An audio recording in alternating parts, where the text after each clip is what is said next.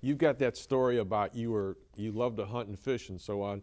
You were paddling your canoe down this really wild river, and tell them what happened. Well, then the river got a hold of me, and I couldn't get out of it. The current was so strong. You flipped the canoe right over. Flipped the canoe, and in fact, the grace of God that made through of that. But I realized that current was carrying me. I could not do a thing against that current. It was so strong. Shouldn't have been on the river to start with. It was at flood stage, which wasn't a real smart idea. But I finally found a branch somewhere that I could grab hold of, and it swung me around onto the bank.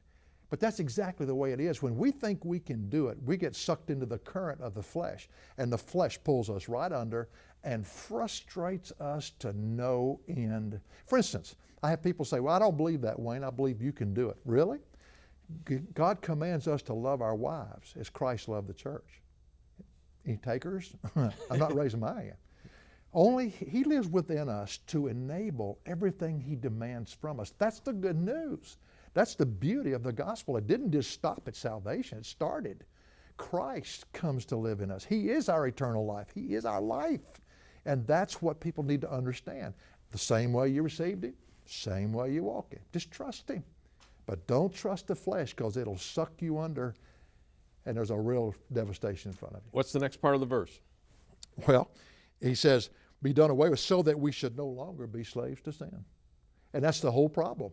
We're slavery not by choice as much as by default. When we choose not to say yes to Christ, we're automatically slaves to sin at that point.